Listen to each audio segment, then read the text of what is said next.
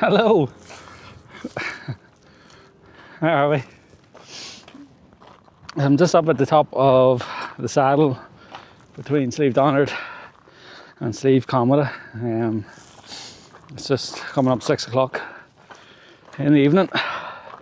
And sunset's at 10 to 7. So I'm going to be camping on top of Slieve Commedagh tonight. So hoping to meet up with a few of the lads. I think there's 4 campers up there already. There's Dave and Andy, Johnny Outdoors, and then some Mopeye. I don't know who he is, but if he was planning a quiet night, apologies in advance. So the other lads, they all set up for Mourne Lodge, I think. They've been out all day on a bit of a hike, so I couldn't get away early today, so I just said I'd meet them up there about 6 or half 6.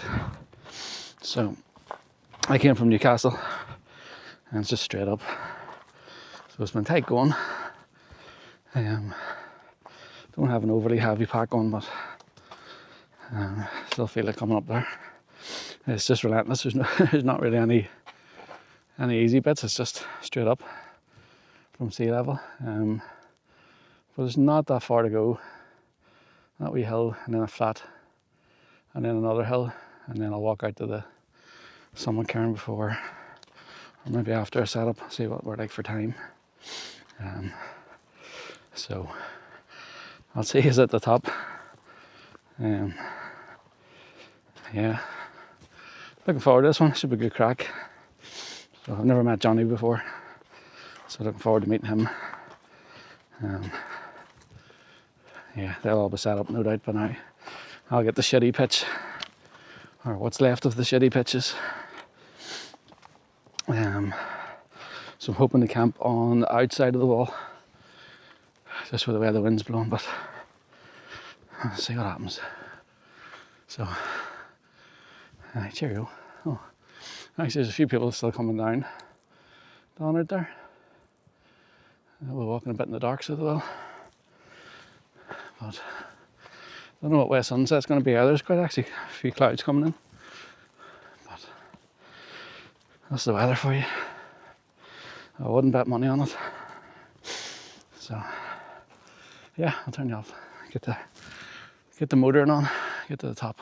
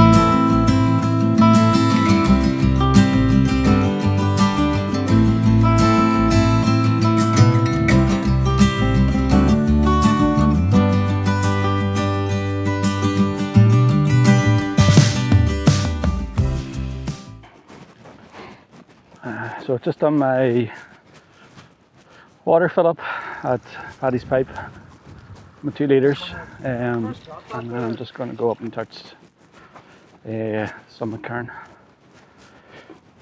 So just to take it off in case I don't get up in the morning. A bit of a shame to come the whole way up and not go to the actual top. So yeah, still quite light. It looks quite light on the camera, I think, because it's got some super night mode, but it is pretty light. It's class. That's the moon. It's really, really small.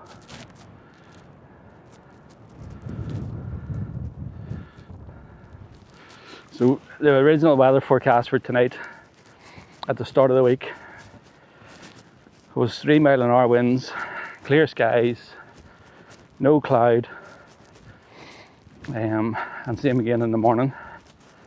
And the wind was meant to be coming from the cairn towards the wall, and then that's all changed, so it's meant to be blowing 20 mile-an-hour overnight, so possibly 25 gusting, but the wind's the complete opposite direction. So we wanted to camp on the inside of the wall, but we're on the outside. And then the morning potentially might rain, which would be a bit crap. But I don't know what time it's starting at, so I'll check the weather. But I'm planning an early dart anyway, so they all came from Mourne Lodge, but I came from Newcastle, so it not really matter. I don't know what time they're going at. I'll probably be up my way by 8. So that's the wee Summit Cairn.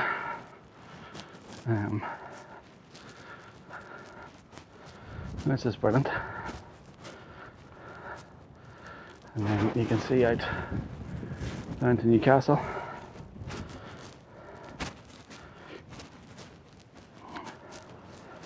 So that's the summit, and I'm on my way back over to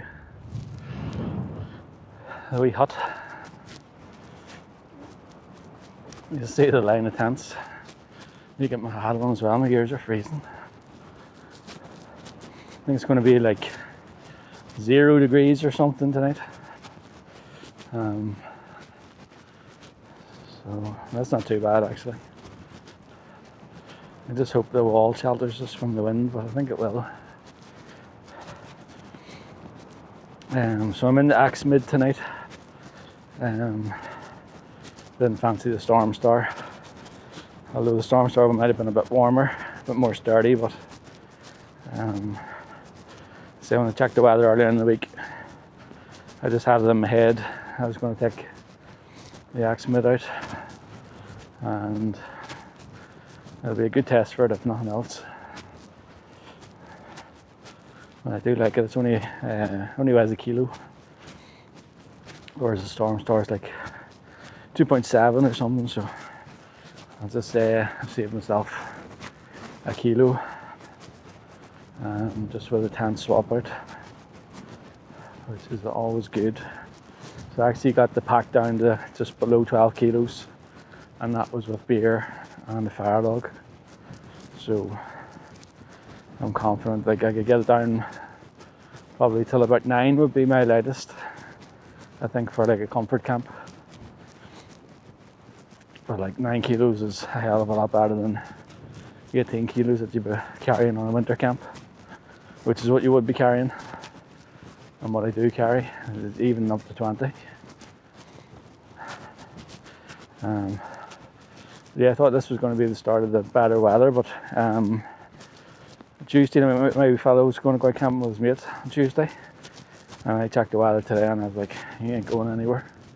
So it's good for like 45 mile-an-hour winds, and a wind chill of -15, which is like just dangerous even if you're down low. So we're not going out, even though he's an adult. Well, he could probably tell me where to go, but yeah, you know, he's not going out. I'm just trying to avoid any wet patches because I'm in my trail runners and I've kept my feet dry so far, and I would like to keep it that way.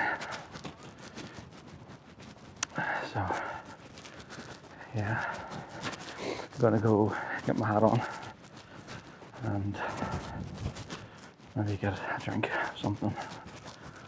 See how it goes. Yo-ho! So that's me into the tent now. It's 11 o'clock and I'm freezing, absolutely, like can't get heat into me, so I'm gonna go to sleep. Yeah, hopefully warm up, but it is Baltic.